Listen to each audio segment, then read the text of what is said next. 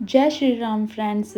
Happy होई अष्टमी everyone. आज की वीडियो में हम देखेंगे अहोई अष्टमी की पूजा विधि। बहुत ही सरल पूजा विधि बताने वाली हूँ, वीडियो में लास्ट तक बने रहिए। अहोई अष्टमी का व्रत महिलाएं अपनी संतान की लंबी उम्र के लिए करती हैं।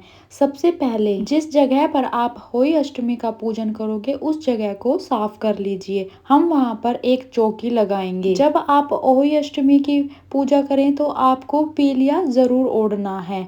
पीलिया वह होता है जब बच्चा जन्म लेता है और मायके से चुनरी आती है, उसे पीलिया कहते हैं। अगर आपके पास पीलिया नहीं हो तो आप अपनी शादी की चुनरी भी ओढ़ सकते हैं। चौकी लगाकर हमें लाल या पीला कपड़ा बिछा लेंगे। फ्रेंड्स, आप इस दिन कोशिश करना कि आप भी पीले रंग के वस्त्र पहनो। फिर अहोई माता की फोटो या फिर कैलेंडर लेकर उन्हें गेहूं का आसन देकर हम विराजमान कर देंगे। आप गेहूं की जगह पर चावल भी ले सकते हैं, कोई भी अनाज ले सकते हैं। इसके बाद हमें कमोई भरनी है। हमारे यहाँ पर तो कमोई बोलते हैं इसको।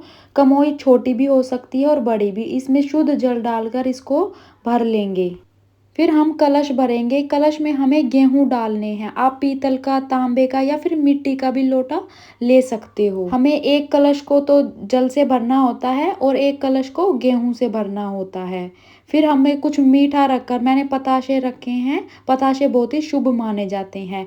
अगर आपके पास श्याम माता हो तो आप कलश को पहना दीजिए। ये जब बच्चा पैदा होता है तब बनवाई जाती है। घर में जितने भी बच्चे हों इसमें उतने ही मोती डाले जाते हैं। कुछ लोग साल में मोती डालते हैं और कुछ लोग बच्चे के जन्म के समय और कुछ शादी के समय पे ये मोती डालते हैं। अगर आपके पास माला है तो कमोई को पहना दें। फिर हम जल के छींटे लगा देंगे और फिर हमें माता रानी को चुन्नी उड़ानी है। अगर आपके पास चुन्नी ना हो तो आप कलावा भी पहना सकते हैं। और एक प्लेट में गेहूं के दाने रखकर हम दिया जला लेंगे। ये गेहूं हमें दान करने होते हैं। फिर कलावा बांध देंगे। दोनों कमोई को हमें कलावा बांधना है। आप दोनों कमोई मिट्टी की भी ले सकते हैं और छोटी भी ले सकते हैं। हम बड़ा मटका लेके आते हैं। इससे क्या होता है ना, हम गर्मियों में पानी भरकर यूज कर लेते हैं। फिर हल्दी का तिलक आपको जरूर लगाना है। इसमें गणेश भगवान जी भी है, जो भी देवी देवता हूँ उनको सबको तिलक करना है और सात्विक बना लेंगे हम कमोई पे। हल्दी और रोली से हमें दोनों से तिलक करना है। इसमें गणेश जी भी है तो गणेश जी का भी पूजन हमें साथ में करना है। अगर आपकी फोटो में गणेश जी ना हो तो आप अलग से उन्हें विराजमान कर लें। हल्दी का तिलक बहुत ही शुभ माना जाता है तो इन्हें जरूर लगाएं। अपने बच्चों को भी लगाएं, अपने आप को भी जरूर लगाएं। फिर चावल को समर्पित करेंगे।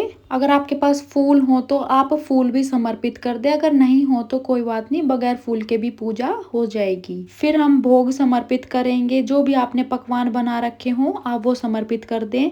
हरे रंग का फल जरूर से चढ़ाए। मैंने सिंगाड़े रखे हैं, मिठाई में पेड़े हैं और इस दिन गुलगुले या फिर चिल्ले जरूर बनाए जाते हैं, तो ये भोग आप जरूर से समर्पित करें। अगर आपने भोग नहीं बनाया है तो आप पताशे का भी भोग लगा सकते हैं। फिर बायना निकालने के लिए हमें सूट या फिर साड़ी लेना है। आप कुछ भी ले सकते हैं। दक्षिणा समर्पित करेंगे और मेरे पास शकरकंदी रखी थी तो मैं वो भी भोग के रूप में समर्पित कर दूंगी। आपके पास जो भी अवेलेबल हो आप वो समर्पित कर सकते हैं। एक लोटा जल लेंगे, ये कथा सुनते हैं तब लेते हैं।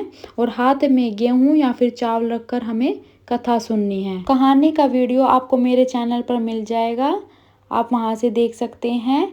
फिर थोड़े से गेहूं हम जल में समर्पित करेंगे, थोड़े से अहोई माता में, और बचे हुए दाने हम अपनी चुन्नी में बांध लेंगे। अगर आपके यहाँ पर आधे दिन का व्रत रखते हैं तो आप चुन्नी में नहीं बांधना। आप जब सूर्य को अर्घ दे के आओगे तो आप गेहूं के दानों को भी साथ में अर्घ दे दोगे। हम पूरे दिन का व्रत रखते हैं तो हम तारों की छांव में ही जाते हैं छत पे, फिर अर्घ देकर आते हैं। उसके लिए हम अलग से पानी लेते हैं।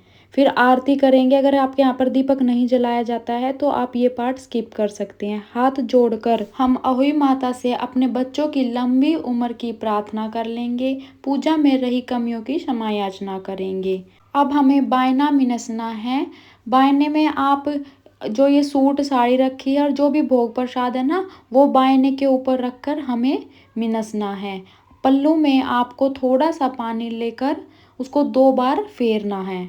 फिर वो सामान आप अपनी सासू जी को दे सकते हैं। अगर सासू जी नहीं है तो ननंद या फिर जेठानी को दे सकते हैं। ननंद जेठानी भी नहीं है तो आप ये सभी चीज़ें किसी ज़रूरतमंद महिला को दे सकते हैं। इसके बाद कलश का क्या करना है। किसी के यहाँ पर कमोई छोटी दिवाली या फिर बड़ी दिवाली या फिर गोवर्धन के दिन उठाए जाते हैं। आपके यहाँ पर कलश उठाने की जो भी परंपरा हो, आप इस कलश को उस दिन उठा सकते हैं। जब भी हम कलश उठाएंगे, अनाज के दाने को दान कर देंगे और जल वाली जो कमोई है उसमें आप घर के बच्चों को स्नान करा दीजिए। कुछ जल से हम घर में पोछा भी लगा देंगे, बहुत ही ज़्यादा शुभ माना जाता है। जो भी पोछे की बाल्टी हो उसमें आप जल को डालें और थोड़ा और पानी मिक्स करें, फिर आप घर में पूरे घर में पोछा लगा दें। रात को जब तारों को पानी देने जाएं तो आप एक लोटा अलग से लेकर जाएं और गेहूं के दाने जो हमने चुन्नी में बांधे हैं उनको भी ज़रूर से लेके जाना। फ्रेंड्स, ये थी अहोई अष्टमी की बिल्कुल सरल पूजा विधि। अगर आपको अच्छी लगी हो तो प्लीज़ लाइक ज़रूर करें। फ्रेंड्स, मिलती हूँ आपको नेक्स्ट वीडियो के साथ। तब तक के लिए bye bye, take care and thank you so much for watching this video.